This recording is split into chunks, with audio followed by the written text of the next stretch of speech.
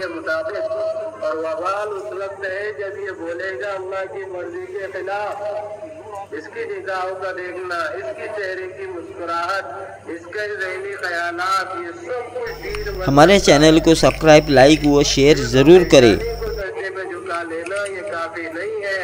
अपने आप को अल्लाह के हर हुक्म के लिए झुकाना, 24 घंटे की जिंदगी में इताअत का लाना, ये मतलूब है।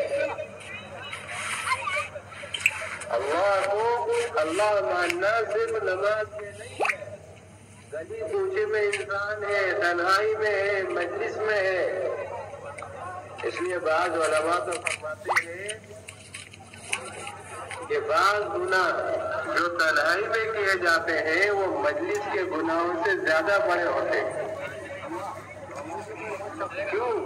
इसलिए कि मजलिस में तो इसको डर होता है कि कहीं कोई देख ना ले, और तन्हाई में इसको यकीन होता है कि कोई देख नहीं रहा।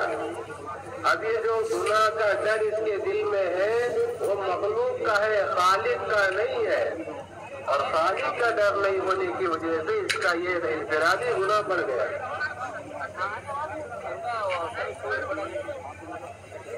अल्लाह रब्बुल इज्जत ने जो नेमत दी है दीन और दुनियाई बातें और देखने और सुनने के लिए हमारे चैनल को सब्सक्राइब करें। नहीं है, हमारी जिम्मेदारी अच्छा मकान बना करके देना नहीं है।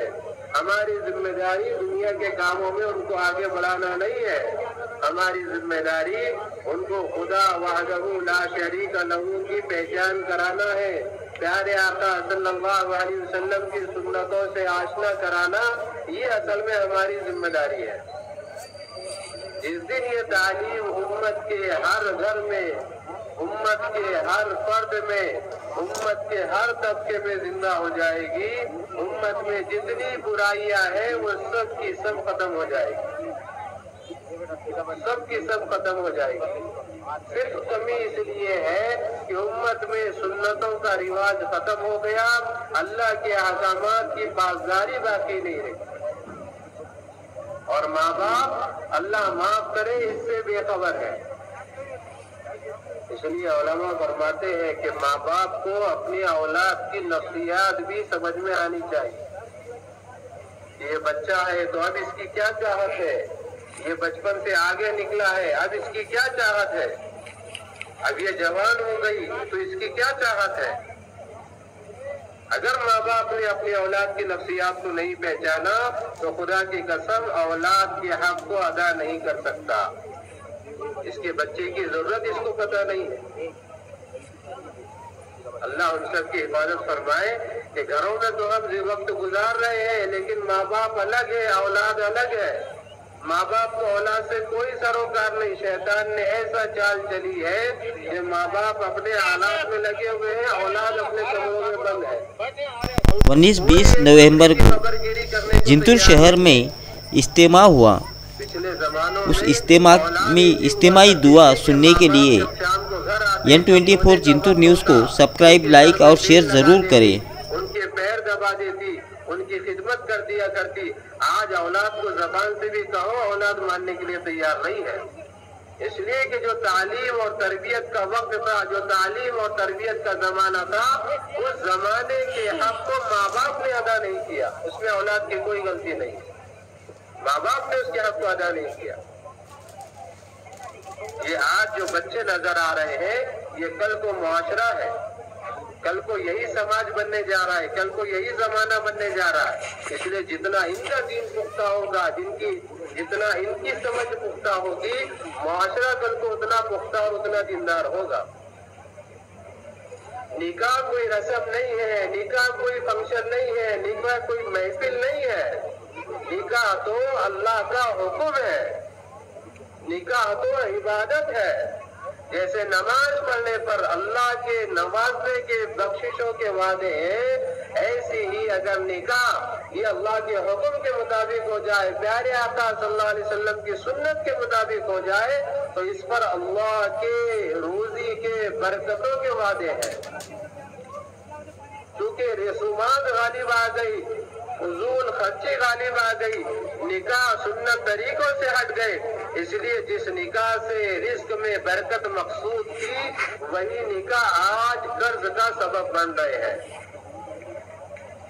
صرف اس وجہ سے کہ وہ نکاح حضور پاک صلی اللہ علیہ وسلم کے سنت طریقے سے ہٹے ہوئے ہیں۔ اللہ نے تو اس کو اتنا آسان کیا تھا، اتنا آسان کیا تھا کہ ہم اس کو اندازہ نہیں لگا سکتے۔ زبان سے انسان حجاب کر لے، نکاح ہو گیا، یہ رشتہ ہمیشہ کے لیے قائم ہو گیا، یہ رشتہ ہمیشہ کے لیے بن گیا۔ ایک رشتہ ایسا ہے جو سب سے پہلے اللہ رب العزت نے قائم کیا، حضرت آدم اور حضرت حوا علیہ السلام کا، اور یہی رشتہ سب سے آخری رشتہ ہے جو جنت میں جا کر بھی باقی رہے گا، دوسرا کوئی رشتہ نہیں ہے۔ اللہ نے اتنا آسان کیا تھا کہ زبان سے قبول کر لو تمہارا رشتہ قائم، لیکن نازک بھی اتنا بنایا ہے کہ یہی زبان سے اگر چند کلمات دہرا دیے یہ رشتہ ہمیشہ ہمیشہ کے لیے ختم ہو جائے گا۔ جہاں اللہ کا حکم ہے، جہاں اللہ کا پسندیدہ عمل ہے، وہی مباح چیزوں میں اگر کسی نے اس رشتے کو ختم کر دیا، اللہ کے یہاں اس سے ناپسندیدہ عمل اور کوئی نہیں، ناپسندیدہ عمل اس سے اور کوئی نہیں۔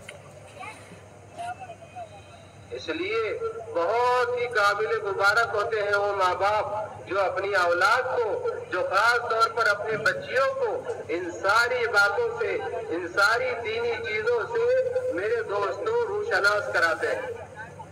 وہ بچیاں جن کے گھروں میں تعلیم و تربیت کا اہتمام کیا جاتا ہے، وہ بچیاں جن کو پرائے گھر میں جانے کے بعد کے آداب سکھلائے جاتے ہیں، وہ بچیاں جن کو پرائے گھر میں جانے کے بعد رہنے سہنے کا ڈھنگ سکھلایا جاتا ہے، جب وہ ان گھروں میں جاتی ہے ان گھروں کو جنت کا باغ اور نمونہ بنا دیتی ہے،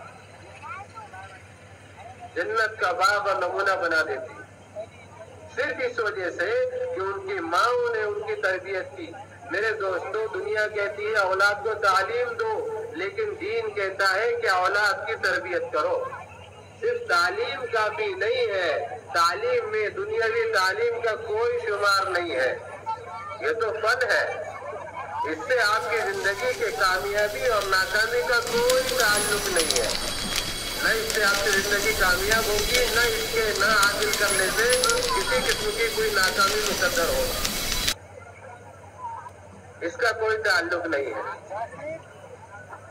حضور پاک صلی اللہ علیہ وسلم نے ہر جگہ رہنمائی فرمائی ہے، ہر جگہ میرے دوستوں ہم کو راستہ دکھلایا ہے۔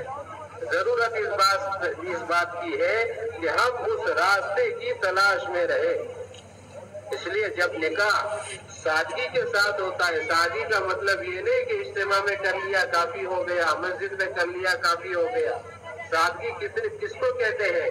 حضور پاک صلی اللہ علیہ وسلم نے جنگ کا سفر چل رہا ہے، اللہ کے راستے میں نکلے ہوئے ہیں اور دوران سفر نکاح کیا، دوران سفر ولیمہ فرمایا۔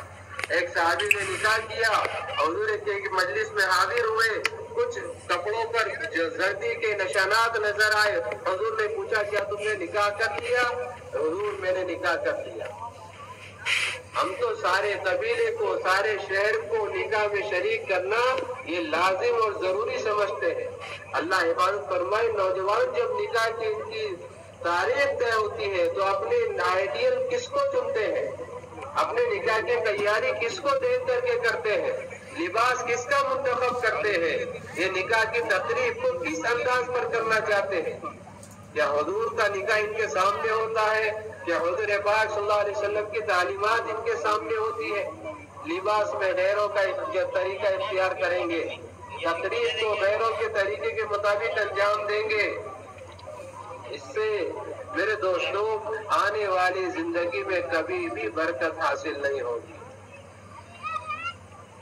کبھی بھی برکت حاصل نہیں ہوگی۔ اس لیے میرے دوستوں ہم اپنی 24 گھنٹے کی زندگی کا جائزہ لیں،